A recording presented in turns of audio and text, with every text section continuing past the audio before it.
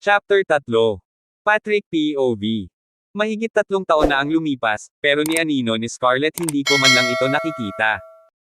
Naiisip ko pa nga baka galit na galit pa sa akin iyon dahil sa ginawa ko sa kanya. Ang huli naming pagkikita ay yung hinablot niya naggulay na bitbit ko. Pero grabe naman siya, kung until now galit pa rin iyon sa akin. Ilang beses din akong pumunta sa bahay nila Tita Carmen pero hindi din daw nagawi doon.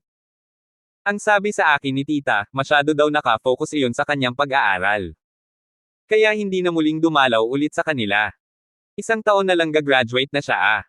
Hindi man lang niya ako naiisip na masyado na din akong nag-aalala sa kanya. Ganun ba talaga ang ugali niya? At isa pa, hindi ko naman sinadya iyong about sa gulay. Ibibigay ko naman talaga sa kanya iyon eh.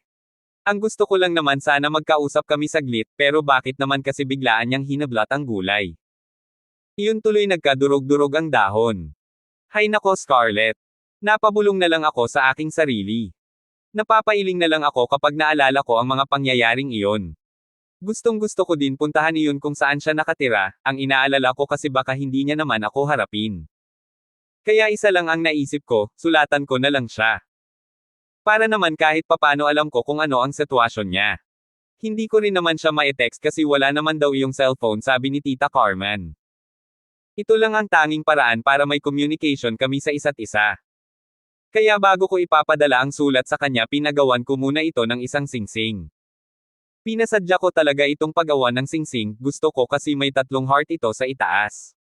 Ito yung simbolo na mahal ko siya. Para akong mababaliw kapag hindi ko siya makikita. Siya ang kauna-unahang babae na nakikilala ko na nagkaganito ako. Siya din ang unang babae na tiniis ako ng ganito. Hay nako, pag-ibig nga naman. Hindi naman ako nahirapan kung paano ako makahanap ng sukat sa palasingsingan ni Scarlett dahil nagtanong na din ako kay Tita Carmen. Botong-boto naman sila Tita Carmen at Pinsan Paulo sa akin. Isa pa, kilala na talaga nila ako. Kaya anytime pwede ko na itong ligawan si Scarlett. Kaso lang napaka-elap niya. Pagkatapos kong gumawa ng sulat para kay Scarlett, inilagay ko na ito sa isang sobri. Bago ko isinama ang isang singsing tinitigan ko muna. 10K gold-plated at 3 heart. Bagay na bagay ito sa maputi niyang kamay. Habang tinititigan ko ang singsing napapangiti na lang ako. Inipit ko ito sa sulat at ipinasok sa sobri. Kinabukasan ipinadala ko na din ito kay Mark na tito ni Scarlett. Speaking of Mark, kilala ko na rin ito dahil noong minsan pumunta ako sa bahay nila Scarlett nandoon din ito. Kaya ko ito naging kaibigan. Sa kanya ko din nalaman na iisa lang pala ang school na pinapasukan nila ni Scarlett. Para akong nabunutin ng tinik nang malaman ko ang impormasyon na iyon. Kaya sa kanya ko na ipinadala ang sulat na para kay Scarlett. Mark, pwede pakibigay mo ito kay Scarlett. Tapos sabihin mo sa kanya na pakireplyan din ako para alam ko naman kung ano ang nangyayari sa kanya. Diretsahang wika ko dito. Ngumiti naman ito at tinanggap ang sulat na ibinigay ko sa kanya. Parang in love tayo bro ah. Relax lang, ako ang bahala. Don't worry, makakarating ito sa kanya. Nakangiting sagot ni Mark. Salamat bro. Ang tagal kong nagtiis kung alam lang niya, mahigit 3 taon din. Hindi ko siya ginagambala para makapag-focus talaga siya sa kanyang pag-aaral. Pero ngayon bro, hindi na ako papayag. Liligawan ko na talaga siya, baka makahanap pa siya ng iba eh. Mahabang wika ko dito. Kaagad naman itong tumawa. Ano iyon bro, gugmang ga oros-oros. Mahal mo na talaga siya. Sige good luck na lang, may pagka-M*LDT pa naman iyong pamangkin ko. Ni isa nga, walang nagkakamaling lalaki doon, baka ikaw pa. Sagot nito sabay tapik sa balikat ko. Napailing naman ako dito. Anyway, kumusta na pala siya? Ayos lang ba ang kanyang pag-aaral? Kaagad na tanong ko dito. Nakita ko naman ang ngiti sa labi ni Mark. Naku bro, ayos na ayos. Second place nga siya ngayon sa class nila eh. Pagmamalaki na sagot ni Mark. Napangiti naman ako dito. Bagay lang pala sa kanya ang magtataray kasi matalino pala talaga siya. Bago ako nagpaalam kay Mark nagpasalamat muna ako dito at tuluyan na din akong umalis. Lumipas ang mga araw, linggo at buwan. Wala man lang akong natanggap na reply sa aking sulat na ipinadala ko kay Scarlett. Ang sama ng loob ko, siguro galit na galit pa talaga iyon sa akin. At kapag nagkikita naman kami ni Mark, ang lagi ding sinasabi nito sa akin wala namang naibigay na sulat si Scarlett sa kanya. Kapag tinatanong niya naman ito tanging isasagot daw ni Scarlett wala siyang may reply sa akin. Basta ang tanging sinabi lang ni Mark nagpasalamat siya about sa singsing. At nakikita daw ito ni Mark na suot-suot niya palagi. Kahit masama ang loob ko dahil wala man lang siyang reply about sa aking sulat, pero nagpasalamat na din ako dahil isinuot pala nito ang singsing na bigay ko sa kanya. Hayaan ko na lang muna siya. Kaya ko pa namang maghintay eh. Tadhana na lang din siguro ang magdesisyon kung magkikita pa ba kami o hindi na. Wala naman akong ginagawa sa kanila tito ngayon. Tapos na rin naman ang mga wood carving namin at nai-deliver na din sa mga client. Napagpasyahan ko na pumunta siguro muna ako sa bahay nila Pinsan Paulo at Tita Carmen. Yayain ko na mag-shot kami kahit pampatulog lang. Parang nauubusan na ng alkohol ang katawan ko. At ang utak ko naman puro na lang si Scarlett ang laman. Hay buhay. Ang lupit ng tadhana. Nagpaalam lang ako sa isa kong tito kung saan ako nakastay ngayon. Sinabi ko na lang na bibisita muna ako kay Paulo. Wala naman itong problema sa kanya. Bago ako umalis kinuha ko lang iyong Amarone wine na nasa loob ng aking kotse. Ito yung binili ko kanina na pauwi kami ni Tito galing sa aming client. Alas 6 na ng hapon nang umalis ako sa kanila Tito. Habang nag-aabang ako ng tricycle, may napansin akong isang babae na nag-aabang din ito ng masasakyan. Medyo may kalayuan kasi ito kaya hindi ko masyado na namumukhaan. Pero hindi ko maintindihan, ang lakas ng kabog ng dibdib ko. Kaagad akong lumapit dito. Tinitigan ko pa ito. Hindi nga ako nagkamali. Si Scarlett nga, ang babaeng pinakamamahal ko. Hindi ko na napigilan ang aking sarili at kaagad ko itong niyakap. Hindi naman na ito nagprotesta at natulala ito. Marahil nagulat din ito sa aking ginawa. Maya-maya narinig ko na lang na may ibinulong siya sa taing ako. Patrick. Bitiw, nakakahiya baka may makakita sa atin. Agad na wika nito. Dahan-dahan naman akong kumala sa pagkakayakap dito. Ninitian naman ako nito. Nagtataka pa ako. Parang may nagbago sa kanya, kasi hindi na siya nagtataray. At talagang ninitian pa niya ako. Anong meron kay Scarlett? Nagtataka man ako pero isinantabi ko muna ito. Sa halip maghihintay kami ng tricycle hinawakan ko ito sa kamay at hinela. Nagulat naman ito. Ops, teka lang Patrick. Saan mo ba ako dadalhin? Kung makapaghila ka naman para mo naman akong itatanan. Naiinis na wika nito. Napahinto naman ako sa sinabi nito. Kung pwede lang sana Scarlett, matagal ko nang ginawa iyon. Kaya wag ka nang magreklamo dyan kung saan kita dadalhin dahil may kasalanan ka pa sa akin. Kaagad na sagot ko dito. Pumiksi naman ito sabay hila sa kamay niya. Pero hindi ko ito binitawan mas lalo ko pa itong hinigpitin sa pagkakahawak. Ano ba Patrick? Saan mo ba kasi ako dadalhin? Kailangan ko nang makauwi kasi iyong project ko ipapagawa ko pa iyon kay Tito Paulo. Bulyo nito sa akin. Napahinto naman ako at tinitigan ito. At bakit mo ipapagawa kay Paulo? Andito naman ako Scarlett. Ano ba kasing project iyan at kailangan mo pang ipagawa sa kanya? Galit na sagot ko dito. Nakita ko namumula ang mukha nito na nasisinagan galing sa ilaw ng poste. Napansin ko din na parang tutulo ang luha nito sa kanyang mga mata. Kaagad ko naman pinakalma ang sarili ko. I'm sorry, hindi ko sinasadya. Sa kabila lang tayo dadaan at hindi tayo magsasakay ngayon. Gusto ko masulo kita Scarlett, maglalakad tayo pauwi doon sa kanila tita. Malumanay na wika ko dito. Nanlaki naman ang mga mata nito sa pagkagulat dahil sa sinabi ko. Saan na kabila? Hindi mo ba alam na gabi na ngayon Patrick? Ano ba iyang iniisip mo? Kung gusto mo na lapain ka ng aswang, sige gawin mo iyang gusto mo. Basta ako sasakay ako, bahala ka dyan. Galit na sagot nito. At akmang babalik na doon sa paradahan ng tricycle, kaagad ko itong kinabig at niyakap. Ano ba Scarlett? Makinig ka naman sa akin please. Huwag nang matigas ang ulo, okay? Ako ang bahala sa iyo, magtiwala ka. Malambing kong wika dito. Kaagad naman itong kumalma at nagpatianod na lang sa ginagawa ko. Habang naglalakad kami hindi ito umiimik. Hawak-hawak ko pa rin ang malambot na palad nito. Parang may kung anong kuryente ang dumadaloy sa puso ko na hindi ko maipaliwanag ang aking nararamdaman. Para akong dinuduyan sa alapaap habang hawak ko ang kamay nito. Naka-holding hands kasi kami habang naglalakad, kaya nakakapako pa ang suot nito na singsing na bigay ko sa kanya 3 years ago. Sa kaloob-looban ko ang saya-saya ko dahil iniingatan niya talaga ang bigay kong singsing sa kanya.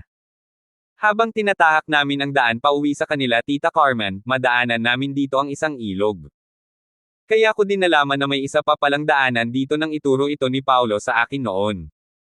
Minsan na rin kami nagawi sa daanan na ito. Sinipat ko pa ang aking relo mag-alas 8 na pala ng gabi. Ang haba pala ng diskusyon namin ni Scarlett kanina. Wala sa sarili na nagsalita ako. Okay ka lang ba? Komportable ka lang ba Scarlett na ako ang kasama mo ngayon? Diretsahan na tanong ko dito. Huminto naman ito at napatitig ito sa akin. Okay lang ako. Hindi ka din pala galano. Paano mo nalaman na may daanan pala dito pauwi sa amin? At isa pa, sure ka ba talaga na itong daanan ay diretso sa bahay? Nag-aalangan itong tanong. Tumawa naman ako dito. Bakit? Takot ka ba na hindi ka na makauwi? Oo nga no. Paano pala kung itong daanan na ito hindi pala patungo sa inyo, ano ang gagawin mo? Nanunudyo kong wika. Nanlaki naman ang mga mata nito at tinapik ako sa balikat. Umayos ka nga Patrick, mag-aaral pa ako no. Huwag mo nga akong biruin ng ganyan. Naiinis na wika nito. Ngumiti naman ako dito at may kapilyuhan na naiisip. Kanina pa kasi ako dito nagpipigil eh. At isa pa, may kasalanan ito sa akin. Hindi ako papayag na hindi niya pagbayaran iyon. 3 years ba naman hindi nagparamdam sa akin? Sino ba ang matutuwa doon? Hindi na namin namalaya na andito na pala kami sa ilog. Hindi naman ito kalaliman. Habang aapak na kami sa ilog, at manghahawakan ko ang kamay ni Scarlett ay nagsalita ito. Ayos lang ako Patrick. Hindi mo na kailangan hawakan ang kamay ko. Marunong naman akong tumawid no. Singhal nito sa akin. Tinaasan pa ako nito ng kilay. Iiling-iling na lang ako dito at nagpatiuna na maglakad. Maya-maya napapitlag pa ako nang bigla itong sumigaw. Napalingon naman ako sa gulat. Dahil sa pagkabigla, sinalo ko ito at hindi ko na inaalala kung saan ko siya banda hahawakan. Basta ang nasa isip ko masave ko siya at hindi tuluyang bumagsak sa tubig. Nagulat pa ako nang bigla ko itong nahawakan sa dibdib. Anong klaseng katarantiduhan naman itong ginagawa ko? Sa halip na ang kamay nito ang hahawakan, bakit ang dalawang bundok naman nito ang nasalo ko? S*T. Pakiramdam ko parang nag-react kaagad ang aking alaga. Nakita ko naman sa mukha ni Scarlett ang pagkataranta. Napakunot ang noo nito at yumuko. Salamat Patrick, sa pagsalo mo. Ang bastos talaga ng kamay mo. Nauutol nitong wika. Hindi ko naman mapigilan ang matawa dito. Ang cute ng reaction niya. Akala ko kasi magagalit siya kasi nahawakan ko ang dibdib nito. Lalo tuloy akong na-inlove dito. Sorry naman, hindi ko naman sinasadya iyon. Nagulat nga din ako eh. Ang inaalala ko kasi, baka magtimpasaw ka sa tubig kaya kaagad kitang sinalo. Hindi ko naman akalain na sa dibdib mo pala mapunta ang kamay ko. Nakangiti kong sagot dito. Inirapan lang ako nito at hindi na nagsalita. Nakatawid na din kami sa tubig at malapit na kami sa bahay nila Tita Carmen. Habang nagpatiuna sa paglalakad si Scarlett kaagad ko itong hinawakan sa kamay. Napahinto naman ito at gulat na napatitig sa akin. Bakit may aswang ba? Bakit tayo huminto? Inosenteng tanong nito sa akin. Seryoso ko naman itong tinitigan. Oo Scarlett. May aswang at kanina ka pa talaga gustong-gusto lapain. Panunudyo na wika ko dito. Nakita ko naman sa mga mata nito ang takot at hindi malaman ang gagawin. Sabi ko naman kasi sa'yo eh, na huwag nang dumaan dito. Ang kulit mo kasi. Ano na ang gagawin natin? Tatakbo ba tayo Patrick? Pabulong na wika nito. Nagpipigil naman ako para hindi matawa. Humarap ako dito at hinaplos ang kanyang mukha. Ang kinas-kinas nito at gustong-gusto ko na talaga halikan ito. Hindi ko na talaga kayang pigilan ang aking sarili at bigla ko itong kinabig at kaagad na hinalikan sa labi. Natulala naman ito at nanlaki ang mga mata. Nagulat naman ako at bigla niya akong itinulak. Patrick naman eh, bakit ka naman biglang nanghahalik? Ang sabi mo may aswang tapos nagawa mo pa talaga humalik sa akin. Hindi ka ba natatakot? Nababaliw ka ba? Galit na wika nito. Hindi ko naman ito pinansin at niyakap ko ito ng mahigpit. Walang aswang sweetie, ako mismo ang aaswang sa iyo ngayong gabi. Bulong ko sa punong tenga nito. Agad naman itong kumalas at dumistansya sa akin. Napapailing naman ako dito na natatawa. Loko ka pala eh. Kaya pala gusto mong dumaan dito dahil gusto mong aswangin ako. Sigaw nito sa akin. Nilapitan ko naman ito at hinawakan sa kamay. Scarlett, wag mo naman akong pahirapan. Namiss lang talaga kita ng sobra, kahit ngayon lang pagbigyan mo naman sana ako. Pangaamo ko na wika dito. Hindi naman na ito pumalag at nagpatienod na sa aking ginagawa. Agad na naglapat ang aming labi. Halatang napaka-inosente dahil hindi man lang nito alam kung paano tumugon. Sa isip-isip ko, no experience pa ito since birth. Ang sarap sa pakiramdam na ang taong matagal mo ng pangarap ay nasa harapan mo na ngayon. Pakiramdam ko para akong idinuduyan sa alapaap habang hinahalikan ko ito sa labi. Sana hindi na matapos ang gabi na ito. Nagtagal pa ng ilang segundo ang aming paghahalikan at gustong-gusto ko maangkin ito ngayon. Hindi nagtagal habang magkalapat ang aming labi at natuto na din itong tumugon. Naging mapusok kami at parang sabik na sabik kami sa isa't isa hanggang sa ipinasok ko na ang aking kamay sa kanyang t-shirt. Mabilisan kong tinanggal ang lock ng kanyang B*A at hanggang sa nakapako ang kanyang dalawang bundok. S*T. Napakalusog naman nito. Scarlett, you're so sweet. Ang sarap mo talaga. Hindi ako magsasawa sa iyo kahit kailan. Sobrang kitang namiss, alam mo ba iyon? Wika ko dito habang hinahalikan ito sa labi. Nakita ko naman ang pamumula sa mukha nito at yumoko. Alam mo ba? Ikaw pa talaga ang kauna-unahang lalaki na nagturo sa akin ng ganito, Patrick. Hindi ko alam kung ano ang magiging reaction ko sa mga nangyayari ngayon. Naiinis ako sa iyo. Pagmamaktol nitong wika. Ninisihan ko lang naman ito. Bakit, hindi mo ba nagustuhan ang ginagawa natin ngayon? Hindi mo ba ako gusto, Scarlett? May iba ka na ba? Diretsahan kong tanong dito. Napayuko naman ito at iiling-iling. Iyon naman pala eh. Ano ang kinakatakot mo? Kaya natin ito ginagawa kasi nagmamahalan tayo. Ginagawa lang ito ng dalawang tao kapag mahal nila ang isa't isa. Pagpapaliwanag ko dito. Tinaasan lang naman ako nito ng kilay. Paano kapag mabuntis ako? Paano na iyong pag-aaral ko, Patrick? Paano na iyong mga pangarap ko? Nag-aalala nitong wika. Bigla tuloy nawala ang pagnanasa ko dito at napalitan ng malakas na halakhak. Ang harsh nito mag-isip, inunahan pa ako nito ah. Grabe ka naman mag-isip, sweetie, nasa first step pa lang tayo. Masyado ka namang advance. Huwag kang mag-alala, darating din tayo dyan. Wika ko dito na may kapalyuhang ngiti. Bigla naman nanlaki ang mga mata nito at dumistansya sa akin. Kinabig ko ulit ito at hinalikan muli sa labi. Nagpatianod naman ito at gumanti na din ng halik sa akin. Nasisiyahan naman ako sa kanyang ginawa. Pagkatapos ng sandaling iyon, kaagad akong bumulong sa punong tenga nito. Now tell me, Scarlett. Mahal mo ba ako? Gusto kong marinig mismo sa labi mo ngayon kung talagang mahal mo din ako. Seryoso kong tanong dito. Tinitigan naman ako nito habang namumungay ang mga mata. Yes. Pero natatakot ako, Patrick, baka kasi tuluyan na talaga akong mahulog sa iyo. Gusto ko pang makapagtapos sa pag-aaral. Ang dami ko pang pangarap para sa mga kapatid ko. Gusto ko pang tulungan sila. May pangangamba na sagot nito. Ngumiti naman ako dito habang nagniningning ang mga mata. Thank you, sweetie. Sapat na ang narinig ko mula sa iyo. Alam mo ba ang saya-saya ko ngayon? I love you, sweetie kong Scarlett. At huwag kang mag-alala, hindi ko sisirain ang pangarap mo. Don't worry, makapagtapos ka ng pag-aaral. Masaya kong wika dito at hinalikan ko ito sa noo. Tipid naman itong ngumiti habang may pangangamba sa mukha. So paano ba iyan, Scarlett? Dahil mahal mo ako, at mahal din kita. Ibig sabihin pwede na ba? Hindi ko na naituloy ang aking sasabihin nang bigla nitong takpan ang aking bigig ng kanyang palad. Nagulat naman ako sa ginawa nito. Seryoso itong napatitig sa akin. Umayos ka nga pa, Patrick. Hindi pa ako ready sa ngayon. Pigilan mo muna kung anong mirong L*B*G ka sa katawan.